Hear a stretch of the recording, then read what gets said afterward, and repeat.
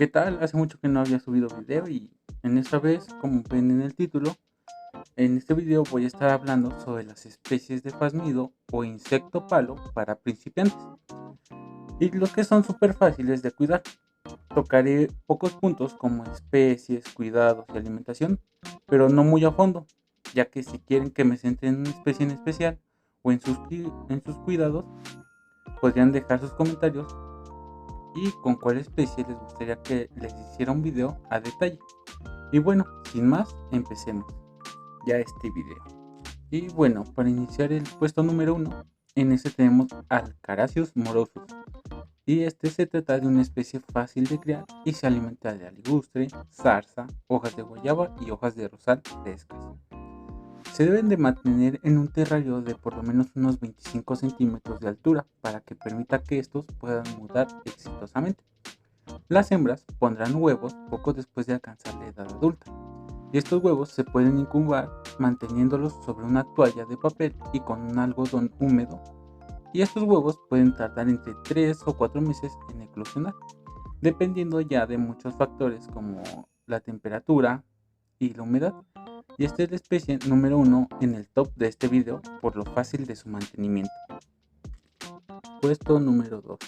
Ahora pasemos con el puesto número 2, el Medauroidea extradentata. Pasemos al tema sobre la cría y el mantenimiento de estos. Estos necesitan un terrario o insectario de unos 25 a 39 centímetros de alto como mínimo y el doble de la altura de la hembra, siendo lo más alto posible para que estos puedan contar con el espacio suficiente donde realizar sus mudas, puesto que son especies que viven en los árboles y arbustos. Además, deben de ser lo suficientemente anchos los encierros como para permitir la movilidad de los insectos, en concreto 2 veces la longitud del ancho del animal. El insectario no necesita mucha decoración, porque las hojas que le vamos a dar de comer al insecto también es el hábitat de este, pero podemos cubrir el suelo con un sustrato absorbente de humedad, como fibra de coco o papel de periódico o servitoallas. El techo del contenedor debe estar hecho de red o malla para asegurar que los insectos palo puedan colgarse del techo cuando vayan a mudar, ya que es mucho más probable que una muda se realice con éxito desde el techo. Además, es fundamental mantener ventilación en la parte superior del terrario o lateralmente para evitar el exceso de humedad y por lo tanto la proliferación de hongos o moho. Deberemos limpiar su insectario cada poco tiempo en función del número de insectos que tengamos o de los ejemplares de mayor tamaño, pues vamos a tener que limpiar más frecuentemente porque excretan más. A continuación te explico algunos ejemplos de alimentación, pues estos son similares al anterior, pues comen hojas de zarza, hojas de rosa y hojas de guayabo. Y la reproducción, al igual que el anterior, es por partenogénesis y los nacimientos se darán a los 3 o 4 meses dependiendo de factores externos como el calor o humedad. Número 3. En este tercer puesto tenemos al Tsungayin expectata. Este comparte igual la alimentación de los anteriores, solo que voy a centrarme más en las hojas que podemos encontrar aquí en México. Y hablando desde mi experiencia en cuanto a crear esta especie, estos se alimentan de hojas de zarza, frambuesa y hojas de rosa o hojas de guayabo. Si deseamos crear estos pásmidos, vamos a tener en cuenta que las hembras ponen los huevos en el suelo, o sea que los entierran. Por lo tanto, vamos a tener que proporcionarles una caja nido con tierra o sustrato que podamos poder ponerles como fibra de coco o pigmos. Y este suelo lo vamos a poner por lo menos 7 centímetros de alto.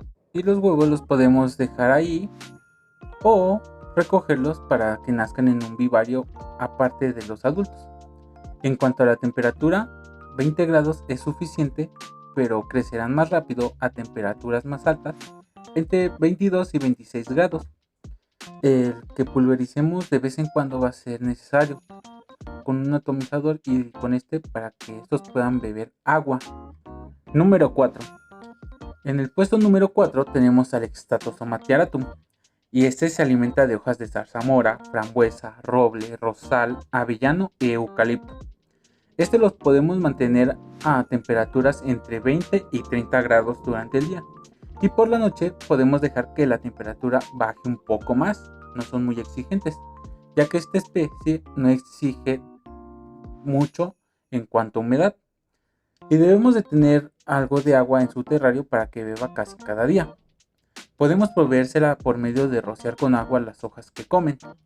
Y las ninfas necesitan más humedad que los adultos, ya que para mudar de piel es más fácil con la humedad en un poco más alta que con los adultos, a eso más alrededor del 60%. Y la ventilación es muy importante. Un ambiente demasiado húmedo sin mucho flujo de aire causará la muerte de estas ninfas, incluso de los adultos. Y como para todas las especies de insecto palo, el Extatosoma tiaratum necesita un contenedor o un terrario que mida al menos 3 veces la longitud del animal y 2 veces la longitud del ancho del animal. Y para una hembra adulta, esto significa al menos 45 centímetros de alto y 30 de ancho aproximadamente. Y cuando las hembras son muy grandes y pesadas, les es muy difícil escalar el vidrio.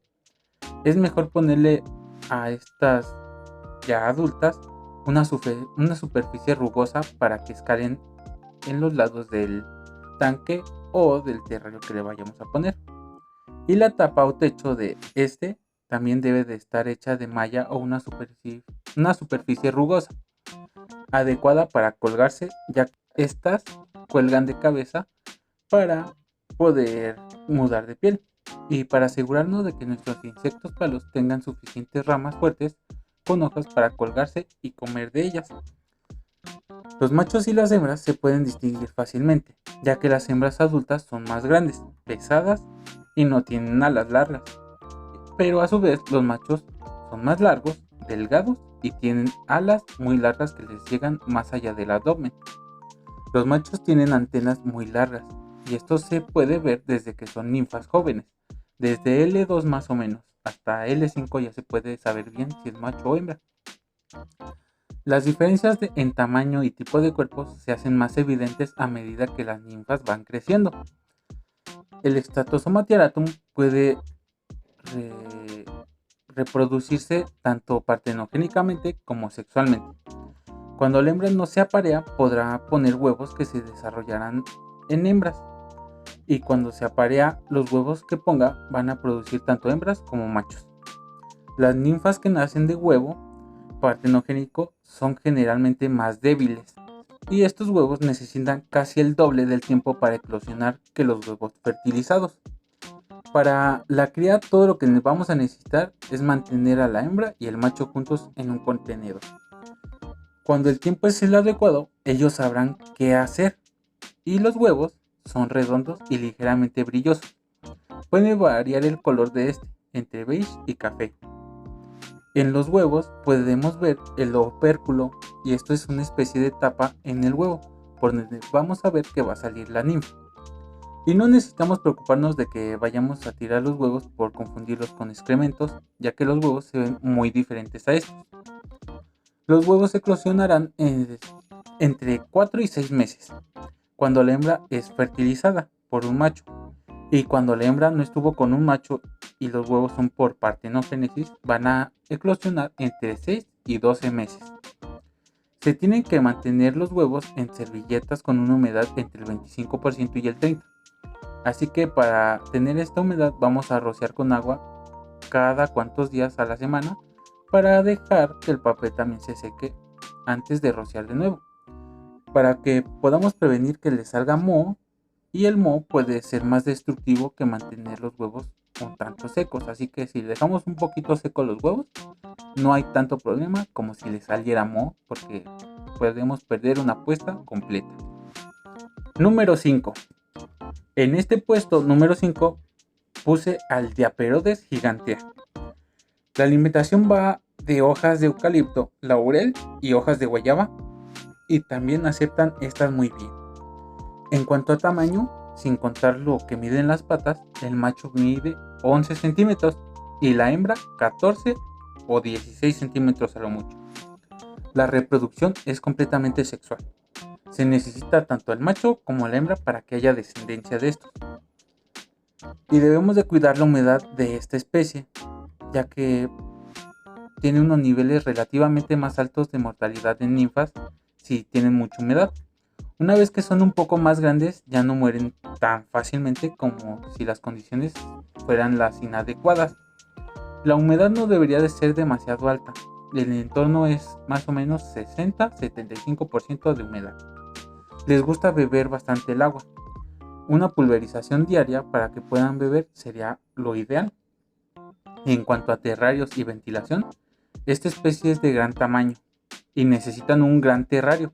Lo más recomendable es un terrario bien ventilado de al menos 50 a 60 centímetros de alto, opcionalmente dependiendo de las parejas que tengamos conviviendo juntas. También es posible que una pecera grande con un lado completamente cerrado y con malla mosquitera nos pueda servir.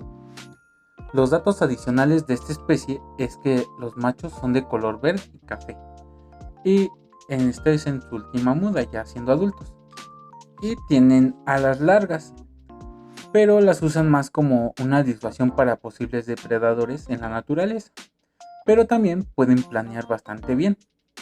Y también hay ninfas casi negras y hembras oscuras. Y bueno, ahora pasemos al siguiente. Número 6. En el puesto número 6 tenemos un magnífico insecto de Papúa Nueva Guinea. Y estoy hablando de Euricantha calcarata. Este mide entre 10 y 20 centímetros cuando está completamente desarrollado, ya llegando a su etapa adulta. Para tenerlos en un perfecto estado, debemos de colocar estos fasmidos en un vivario o un terrario o insectario para que tengan un espacio mínimo de 30 centímetros de longitud, o sea 30 de alto, 30 de ancho, y la temperatura para Euricantha calcarata debemos de tenerlo al menos en 20 grados. Es suficiente, pero carecería más rápido a temperaturas entre 22 y 26 grados. Tenemos que rociar de vez en cuando a estos insectos palo para que puedan absorberlo y beberlo.